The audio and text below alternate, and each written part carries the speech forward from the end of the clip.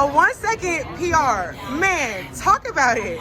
That was just amazing. Going into it, I knew I had some really great athletes coming behind me, so I just had to get out and leave it all on the track. I said, this is my last race of the season. I got to go for it. And I did, and it turned out really great. I couldn't be happier with it. Now, you had some other heavy hitters in the race. We had Britton and Masai, and obviously you're one too because you made it to the finals. But I know a lot of people had their eyes on Britton and Masai. So did that worry you at all, or did you just know to stick to your race plan? I think it honestly helped calm me down a little bit. I knew that the focus was on them, and I really had nothing to lose. So it really helped me just get after it and know that, you know, there's people cheering for me and everyone back home is cheering for me, but at the end of the day, I have nothing to lose, so I might as well just give it all that I got. Exactly. And so during indoor season, I was actually watching the indoor championships, and somebody was saying on the broadcast, you know, like, Big Ten girls don't usually make finals. We don't think it's going to happen. And I think it was either you or Zaya who ended up making the 400 finals. Yeah. And so I just want to know what it means to you to, like, be wearing a Big Ten school across your chest and, you know, winning this national championship. Oh, the Block M means everything to me.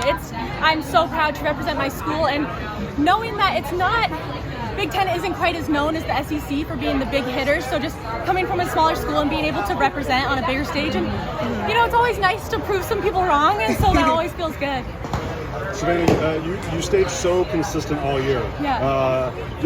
Like, what did you take away, you know, from conference and from regionals? That it's like, I don't have to be great. I don't have to run 52, 3 or 4 for 10 races during the year. Right. I have to run a PR in one race. But what did that consistency tell you that what was possible tonight? It told me a lot because honestly, I struggled off and on with a couple injuries, just minor things throughout the season. So just knowing that I was able to stay consistent through those injuries meant a lot, and knowing that when I was healthy that I had the potential to run a faster time, it was really good to have that, like, on the back burner, like, knowing that was in me.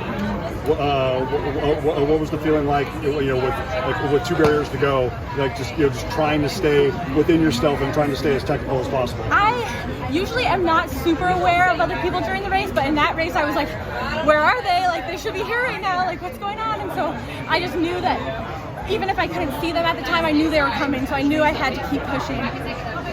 There were some talented women in your field in this race. Like, going in, did you think you could win if everything went right? I knew that I had potential to do really, really well. I'm not sure if winning was specifically on my mind. I think I was just more focused on beating myself and, like, getting a better time and hopefully trying to get world standard, which I ended up doing, so that's amazing. Yes, you did. What does this do not only for you, but for the country, right? Because I think everybody's been looking, who's going to be the successor for Sage? You know, who's going to step up? Who's going to be, whether you're wearing red lipstick or whether you're wearing navy blue, you know, and maize. You know, I mean, like, how pivotal is this to set the framework for the future for Canada? Oh, it means a lot, and not even Canada, but also Saskatchewan, because it's such a small province, and I'm from a super small town inside a small province inside of Canada, and so just knowing that I'm representing at all those levels just means a lot, and knowing that I have my whole community backing me, and lots of people from Canada sending me messages, and I don't even know them personally, but just saying, like, hey, I'm from Saskatchewan, I'm from Canada, and we're cheering for you over here. It's just